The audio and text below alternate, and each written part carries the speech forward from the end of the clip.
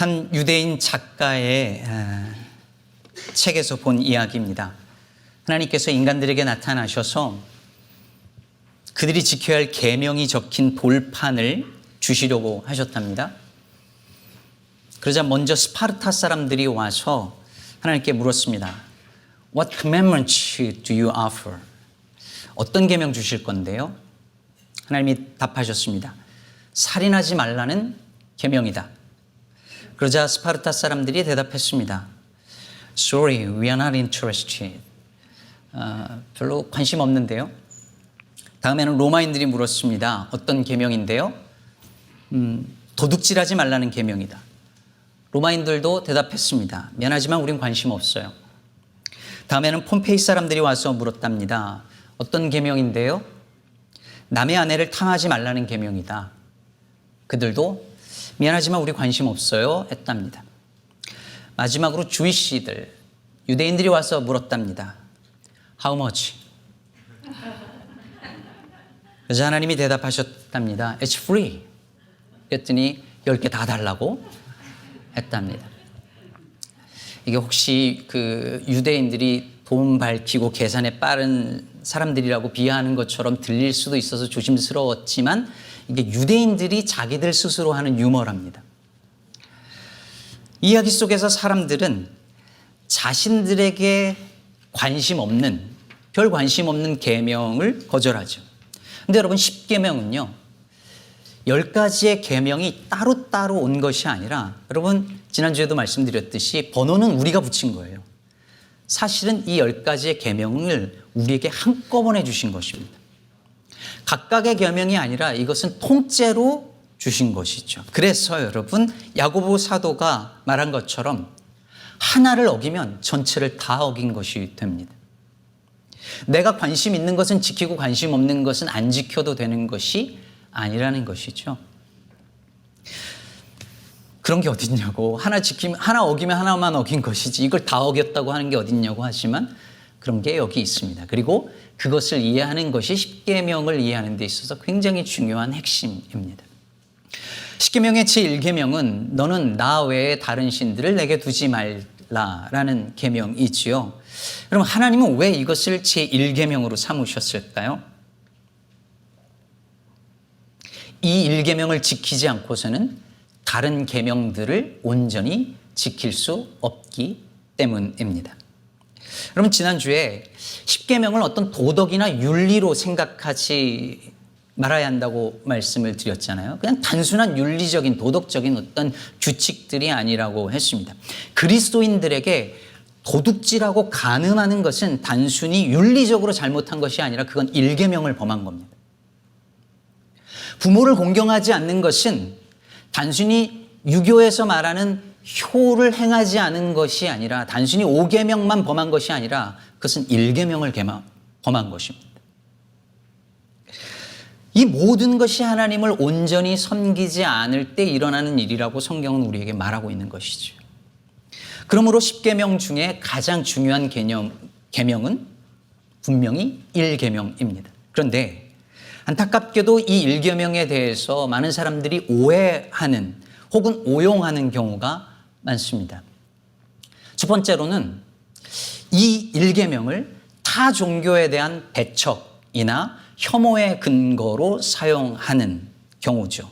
하나님은 왜 다른 신을 섬기지 말라고, 다른 신을 두지 말라고 했다면서 사찰에 가서 불상을 훼손하는 것이 대표적인 예가 되겠죠. 실제로 몇 년 전에 한 60대 계신 교인이 사찰에 가서 불상을 부수고 그리고 스님들에게 마귀라고 소리를 지르고 이런 일이 있었어요. 그 후에 한국의 한 기독교 대학의 한 교수님이 그것이 부끄러워서 대신 사과를 하고 그곳을 복구하기 위한 모금 운동을 펼쳤는데 그것이 빌미가 돼서 학교에서 파면을 당하고 지금 5년이 넘도록 학교로 돌아가지 못하고 있습니다. 이게 1계명을 잘 지키는 것일까요? 여러분, 10계명은 누구에게 주신 거죠? 3절을 다시 보실까요? 너는 나 외에는 다른 신들을 내게 두지 말라라고 했을 때 그 너는 누굴까요? 누구를 말하는 것인가요? 네, 출애굽한 이스라엘 백성을 말하는 것이죠. 하나님은 이 계명을 태양신을 섬기는 애굽 사람들한테 주지 않았습니다. 바알신을 섬기는 가나안 사람들에게 주지 않았습니다. 하나님께서는 그분의 거룩한 백성이요 제사장 나라 삼고자 하시는 이스라엘 백성들에게 이 십계명을 주신 것입니다. 왜 그러셨을까요? 좀 생각해 보세요. 이스라엘 백성들은 400년 넘는 세월 동안에 애굽의 그 수많은 신들을 섬기면서 애굽의 체제와 애굽의 문화와 애굽의 종교, 거기에 익숙해진 사람들이었습니다. 그런 사람들이 출애굽해서 가나안 땅으로 들어간다고 자동적으로 그 옛날의 습성을 버리고 하나님만 섬길리 만무했습니다. 애굽인들이 그들의 신을 섬긴 것처럼 가나안 땅에 들어가서 가나안의 신을 섬길 가능성이 높았죠. 그래서 하나님께서 바로 그들에게 말씀하신 것입니다. 너는 다른 누군가가 아닌 바로 너희는 나 외에 다른 신을 너에게 두지 말라.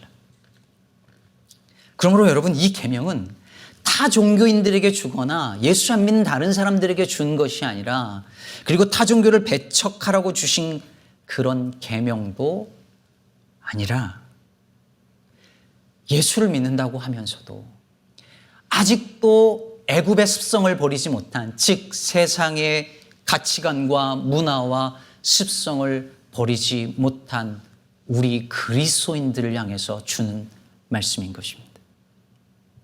여전히 애굽의 노예처럼 제국의 체제를 긍정하고 그것을 동경하는 이 땅의 그리스도인들을 향한 말씀입니다. 교회를 다닌다고 하면서도 여전히 세상의 방식으로 사고하고 말하고 행동하는 바로 저와 여러분을 향하여서 주시는 하나님의 말씀입니다. 그러므로 이 1계명을 다른 누군가를 위해서가 아니라 바로 나 자신, 우리 교회 공동체를 위해서 주시는 말씀으로 받고 순종하는 저와 여러분 되시기를 바랍니다.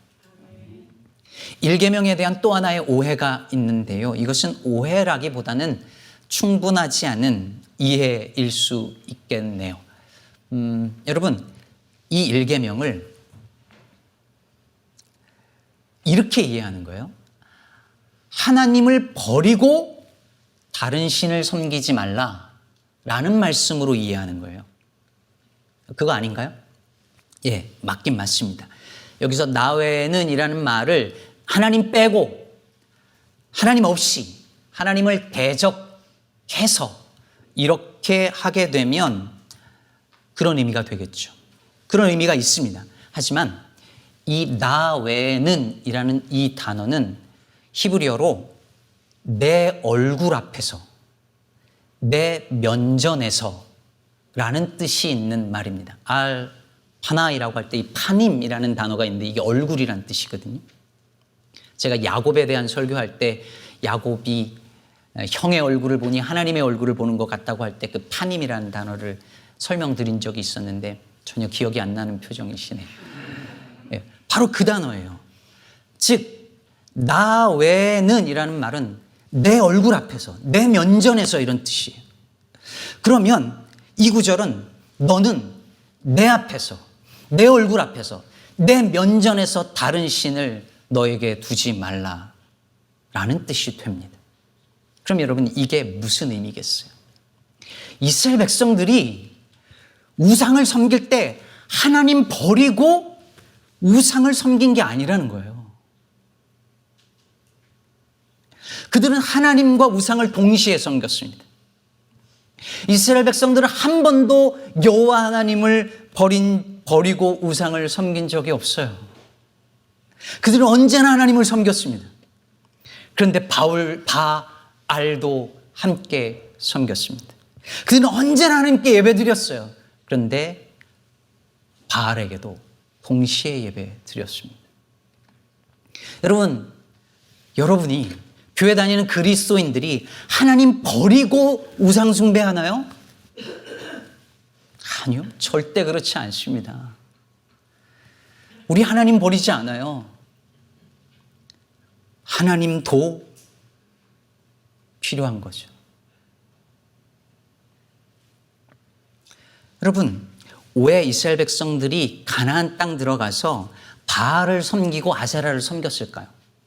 왜 그랬을까요? 여러분, 가나안 땅은 농경사회예요. 그럼 농경사회에 들어가면 농사를 잘 지어야 되는 거예요. 그렇다면 유목생활하면서 그들을 지켜준 여호와라는 신보다 그저 맨날 똑같은 만나 내려주고 메추라기 40년 동안 내려주는 그 인색한 여호와보다 농사를 풍요롭게 잘 되도록 만들어주는 그런 신이 더 매력적이죠. 그런 신이 필요한 거죠. 다시 말해 우리를 잘 먹고 잘 살게 해주는 그 풍요의 신이 더 필요했던 것입니다. 그래서 바알을 섬기는 거예요. 그런데 물론 그렇다고 여호와를 버리지 않죠. 여호와는 여호와대로 필요하니까요.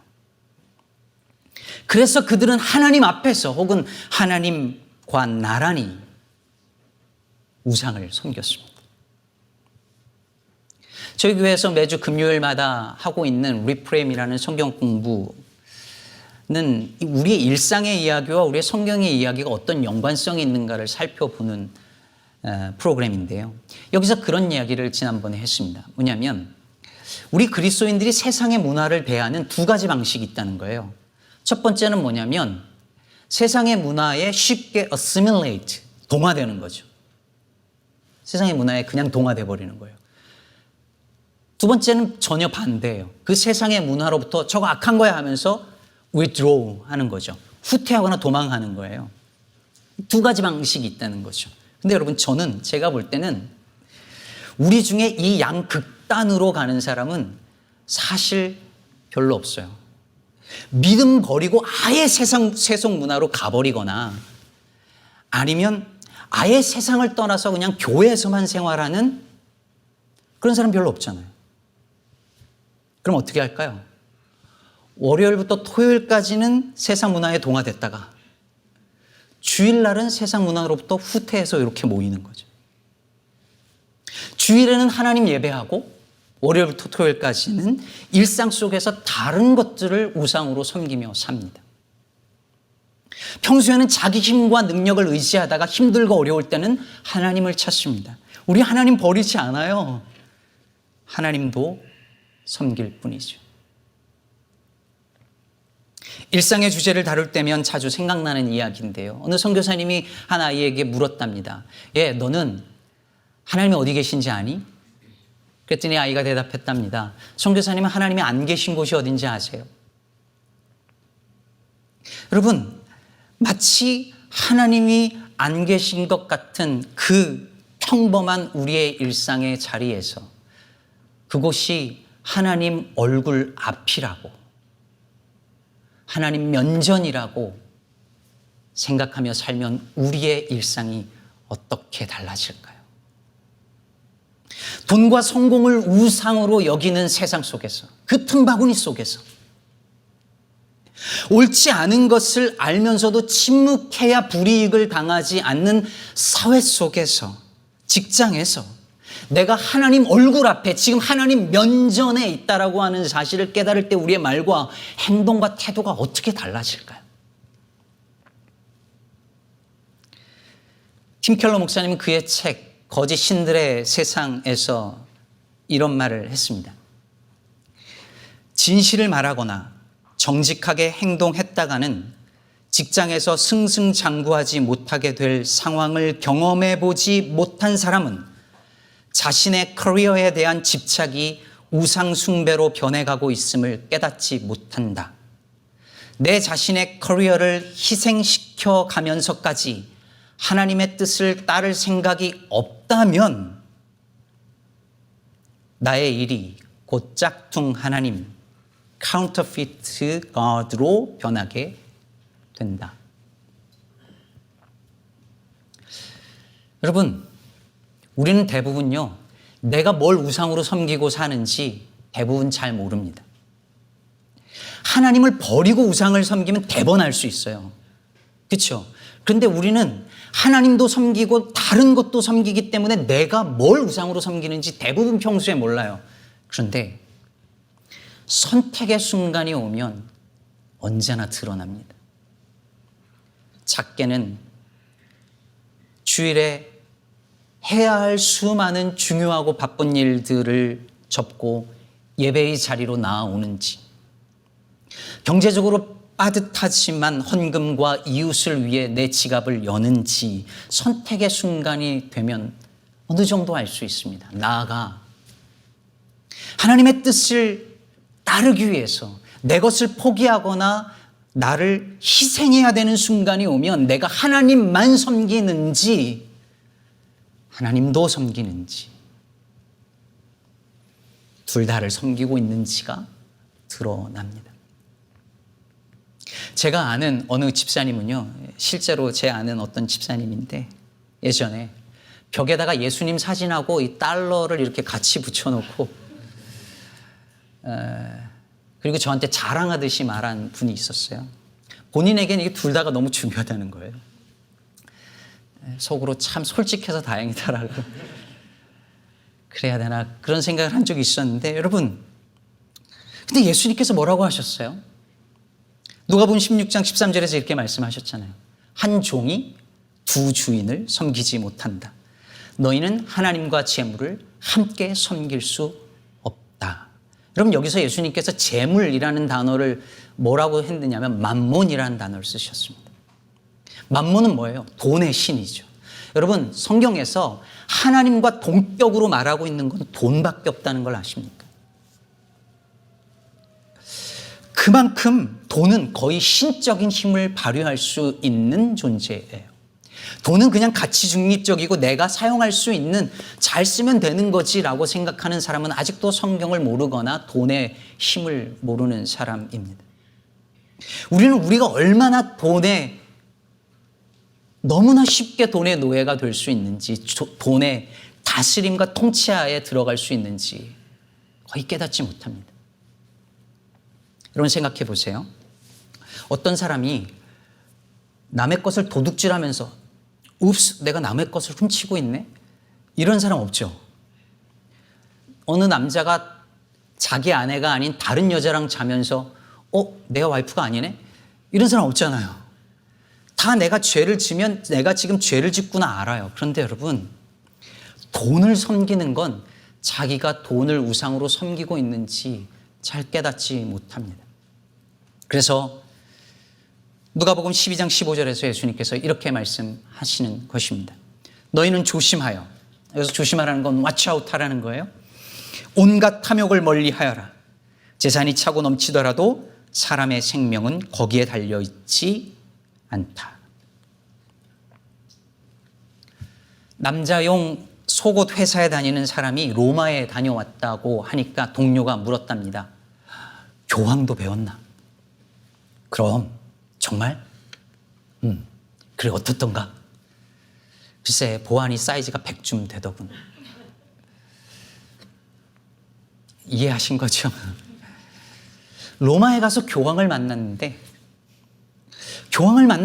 온통 자기 관심사밖에 못 보는 것처럼 돈과 일과 성공에 빠져 있는 사람은 무엇을 보아도, 심지어 예배를 드려도 온통 그것만 보이고 그것만 들립니다. 심지어 말씀을 들어도 그 관점으로만 듣습니다. 그래서 우리는 내가 요즘 어디에 빠져 있는지, 어디에 집착하고 있는지 스스로를 자주 멈춰서서 들여다보아야 합니다. 자신을 테스트해야 합니다. 허영만 시인은 사랑이란 생각의 분량이다 라고 말했습니다. 누군가를 사랑한다면 그 사람에 대한 생각으로 가득 찰 수밖에 없지요. 여러분이 지난 한 주간 내내 생각한 그 대상이 여러분이 사랑하는 대상입니다.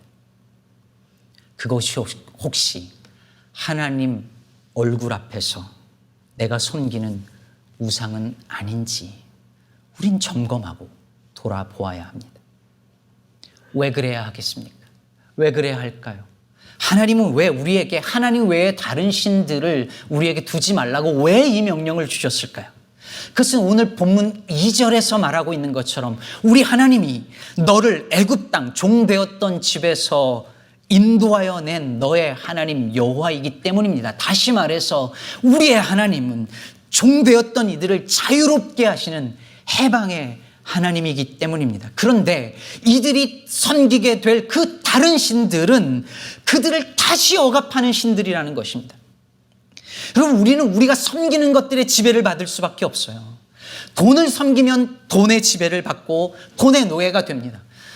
성공을 섬기면, 성공을 우상으로 여기면 성공의 노예가 됩니다. 그래서 하나님께서 그들이 다시 애굽의 그 종되었던 시절로 돌아가지 말라는 것입니다. 풍요를 약속해 주는 그 거짓 신들을 섬기다가 너의 인생을 노예로 전락시키지 말라는 것입니다.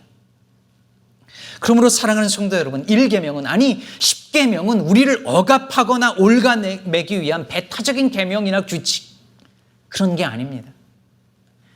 오히려 우리를 거짓 신들로부터 건져주시고 참으로 자유롭게 하시기 위한 하나님의 은혜인 것입니다.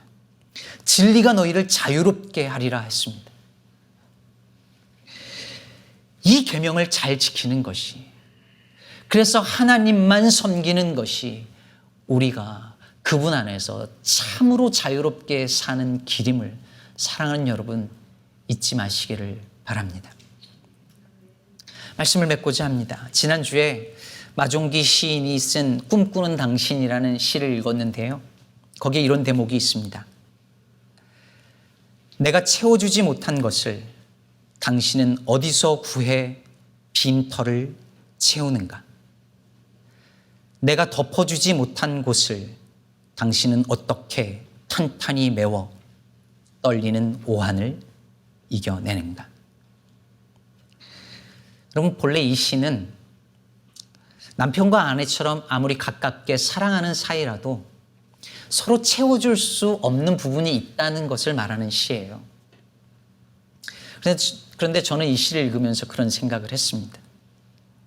내가 채워주지 못하는 그것을 그가 너무 쉽게 구해서 채운다면, 내가 덮어주지 못하는 그것을 그가 너무 쉽게 구해서 덮는다면 얼마나 서운하고 쓸쓸할까라는 생각을 했습니다. 사랑하는 여러분, 하나님으로 채워야 할 우리의 일상의 공간을 너무 쉽게, 너무 빨리 다른 것으로 채우지 마시기를 바랍니다.